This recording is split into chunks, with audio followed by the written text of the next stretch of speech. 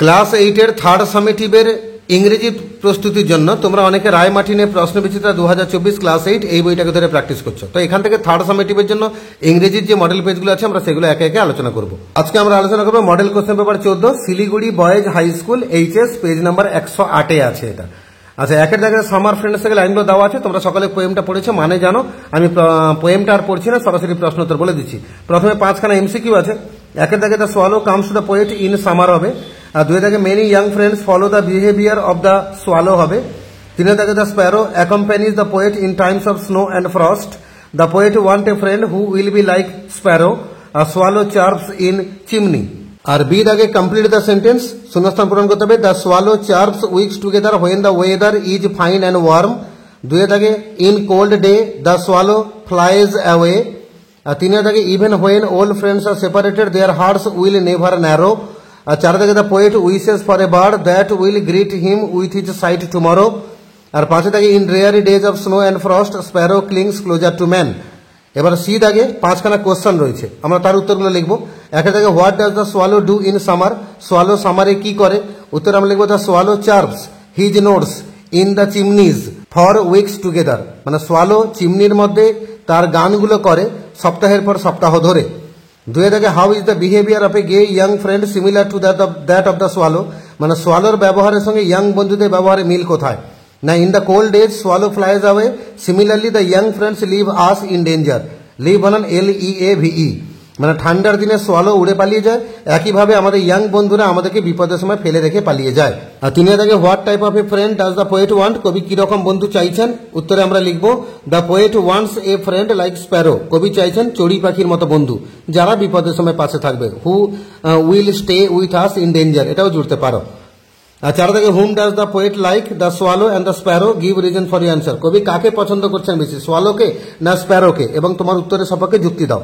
আমরা লিখবো the poet likes the friends like Sparrow because it stays with us in cold wintry days, কারণ কবি চাইছেন চড়ুই পাখির মতো বন্ধু, কারণ এরা বিপদের সময় ঠান্ডা শীতল দিনে আমাদের সঙ্গে থাকে। আর why do you think the swallow leaves the poet during the winter season, তোমার কি মনে হয় সোয়ালো ওই শীতের ঋতুতে কবিকে ছেড়ে পালিয়ে যায় কেন? না because it is a summer bird, কারণ সে হচ্ছে গরমকালের পাখি, ঠান্ডাকালে থাকলে তাকে ঠান্ডা লেগে যাবে, সে মারা যাবে, তাই সে হচ্ছে সামার বার্ড, তাই সে শীত পড়লে পালিয়ে যায়। একটা আনসিন দিয়েছে, পড়ছি শোনো। Once upon a time there lived a shepherd in a village, একদা একটা সময় একটা রাখাল বালক বাস করতো একটা গ্রামে। Every afternoon he took his herd of sheep to the meadow, প্রত্যেকদিন বিকেলবেলা সে তৃণভূমিতে তার ভেড়ার দলকে নিয়ে যেত। At the outskirt of the village, গ্রামের বহির প্রান্তে। His horse and pet dog accompanied him, তার ঘোড়া এবং তার পোষা কুকুর তার সঙ্গে যেত। The dog used to watch the sheep, আর কুকুর কি করতো? ওই ভেড়াগুলোকে লক্ষ্য নজর করতো। Meanwhile the shepherd road his horse to the nearby forest to collect wood, এরই মধ্যে ওই রাখাল বালকটা তার ঘোড়ার পিঠে চড়ে কাছের একটা বনে যেত কিছু জ্বালানি কাঠ সংগ্রহের জন্য। One day it took so long for him in the forest, একদিন তার বনে অনেকটা বেশি সময় লেগে গেল। That his dog led the herd home alone, তাতে তার কুকুরটার অপেক্ষা না করে তার সে পোষা কুকুরটা ভেড়ার দলকে বাড়ি নিয়ে চলে এলো। It was too late when the shepherd return, রাখাল বালক যখন ফিরে এলো অনেকটা দেরি হয়ে গেছিল। He saw nothing but a wolf, সে কিন্তু তার ভেড়ার দল বা কুকুর কাউকেই দেখতে পেল না, বরং দেখতে পেল একটা নেকড়ে বাঘকে। He mistook the wolf as his dog, সে নেকড়ে বাঘকে নিজের কুকুর মনে করলো। He try to tie the wolf with rope, সে দড়ি দিয়ে নেকড়ে বাঘটাকে বাঁধার চেষ্টা করলো। As a punishment for losing the herd, ভেড়ার দলটা হারিয়ে গেছে এর শাস্তি স্বরূপ। The wolf attacked and chased him to the bank of a river, কিন্তু নেকড়ে বাঘ তাকে তাড়িয়ে নিয়ে গেল নদীর পাড় পর্যন্ত। He saw no hope except the horse, তবে ওই রাখাল বালক আসার কোনো আলো দেখতে পেল না ঘোড়া ছাড়া। হু ফলোড হিজ মাস্টার, যে ঘোড়া ওই তার মালিকের পেছন পেছন এসেছিল। He instantly pushed himself on to the horse, সঙ্গে সঙ্গে রাখাল বালক কি করে ঘোড়ার পিঠে চড়ে গেল। And untied the bundle of wood, এবং জ্বালানি কাঠের যে বান্ডেলটা ছিল ওটা খুলে দিল। The wolf also jumped wildly, এতে কি হলো? নেকড়ে বাঘটা পাগলের মতো লাফিয়ে পড়েছিল। But it fell on to the wood, সে কাঠের উপর স্লিপ করে পড়ে গেল। And slipped in to the river, এবং নদীতে স্লিপ করে পড়ে গেল। Then the shepherd safely came back home, তারপর রাখাল বালক নিরাপদে বাড়ি ফিরে এলো। 5খানা ট্রু ফলস রয়েছে। The shepherd lived in a forest, সে বনে বাস করতো রাখাল বালক, কথাটা ভুল। ফলস, গ্রামে বাস করতো। He went to a meadow every afternoon, প্রত্যেক বিকেলবেলা সে ওই তৃণভূমিতে যেত, অবশ্যই ঠিক, true. He had a herd of sheep, a horse and a pet wolf, তার ছিল একটা ভেড়ার দল, একটা ঘোড়া এবং একটা পোষা নেকড়ে বাঘ, কথাটা ভুল। প্রথম দুটো ঠিক হলো, পোষা নেকড়ে বাঘটা ছিল না, পোষা কুকুর ছিল, তাই আমরা ফলস এফ লিখলাম। আর he went to the forest to collect wood, সে বনে গেছিল জ্বালানি কাঠ সংগ্রহ করতে, ট্রু। টি লিখলাম। He used to come home before evening everyday, প্রত্যেকদিন সন্ধ্যার আগে সে বাড়ি আসতো, অবশ্যই ঠিক, ট্রু হলো। এবার বি দাগে এখানে 5খানা প্রশ্ন রয়েছে, প্রশ্নগুলো উত্তর লিখছি, শোনো। Who lived in a village, গ্রামে বাস করতো কে? উত্তর হবে a shepherd lived in a village, একটা রাখাল বালক গ্রামে বাস করতো। What did the shepherd collect from the forest, সে বন থেকে কি সংগ্রহ করতো? না he collected wood from the forest, সে বন থেকে জ্বালানি কাঠ সংগ্রহ করতো। Whom did he mistake as his dog, সে কাকে নিজের কুকুর বলে ভুল করেছিল? উত্তর হচ্ছে he mistook the wolf as his dog, সে ওই নেকড়ে বাঘকে নিজের কুকুর বলে ভুল করেছিল। যারা থেকে who chased the shepherd and why, কে রাখালবালাকে তাড়িয়ে নিয়ে গেছিল এবং কেন? আমরা উত্তর লিখবো the wolf chase the shepherd because the shepherd tried to tie the wolf, ওই নেকড়ে বাঘ রাখাল বালককে তাড়িয়ে নিয়ে গেছিল কারণ রাখাল বালক তাকে নেকড়ে বাঘটাকে বাঁধার চেষ্টা করছিল। আর 5 থেকে how did the shepherd return, আর রাখাল বালক ফিরে এলো কি করে? এটা উত্তর আমরা বই থেকে দেখে তুলবো। He instantly pushed himself onto the horse and untied the bundle of wood. The wolf also jumped wildly, it fell onto the wood and slipped into the river.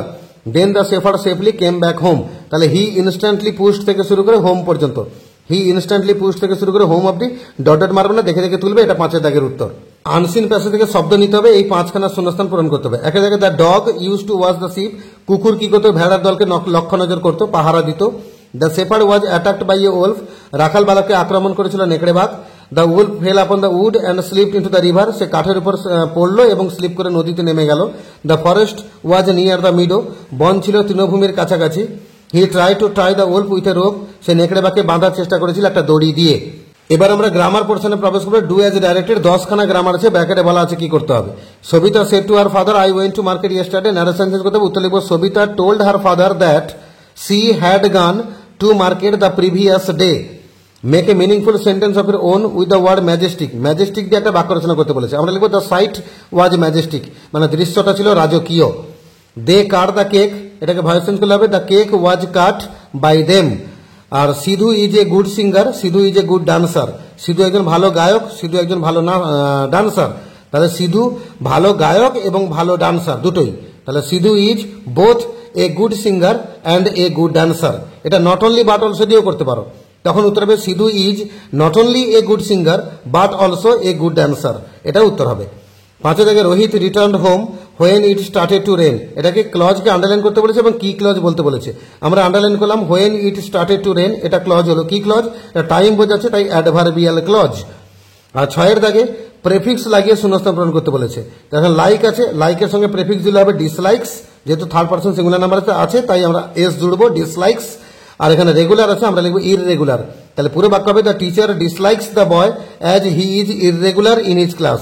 বাচ্চা স্যার ওই বাচ্চাটাকে অপছন্দ করেন কারণ সে ক্লাসে অনিয়মিত। আর হি হ্যাজ নো অ্যাপিটাইট, এটা প্রিপোজিশন লাগাতে বলেছে, তাহলে he has no appetite for food, তার খাবারের জন্য কোনো খিদে নেই। আর 8 থেকে he was helped by Merlin, এটা হেল্পকে নাউন করতে বলেছে, তাহলে তার মানে সে মার্লিনের দ্বারা সাহায্যপ্রাপ্ত হতো, তার মানে কি সে সাহায্য পেত মার্লিনের কাছ থেকে। তাহলে he got help from Merlin, এখানে গটটা ভার্ব হয়ে গেল আর হেল্পটা নাউন হয়ে গেল। আর 9 থেকে I am sorry to disturb you again, এখানে আন্ডারলাইন করতে বলেছে ইনফিনিটিভকে, তাহলে টু ডিস্টার্ব এটা আন্ডারলাইন করলাম, এটা হচ্ছে ইনফিনিটিভ। আর 10 থেকে write down the antonym of laughed, এই লাফট এর বিপরীত শব্দ কি হবে? লাফট মানে হাসলো, বিপরীত শব্দ হবে কাঁদলো, কাঁদলো মানে ক্রাইড। একইভাবে মডেল কোশ্চেন পেপার 14তে আমরা যে ইংরেজি পেজটা ছিল তার সিন আনসিন গ্রামার আমরা সবটাই আলোচনা করলাম। এর আগে মডেল 1 থেকে 13 সমস্ত আলোচনা ভিডিও আমার চ্যানেলে রয়েছে, ভিজিট করো, প্লেলিস্টকে ক্লিক করো, ক্লাস 8 এর ভিডিও বার করো, সেগুলো পেয়ে যাবে। আর পরবর্তী যে 2-3টা মডেল আছে সেগুলো ভিডিও তাড়াতাড়ি আপলোড হয়ে যাবে। তোমাদের থার্ড সামেটিভের প্রস্তুতির যাবতীয় ভিডিও তোমরা এখানেই পাবে, অন্য কোনো চ্যানেলে আর ঢুকতে হবে না। তো যারা নতুন আছো চ্যানেলটা কিন্তু সাবস্ক্রাইব করতে ভুলবে না।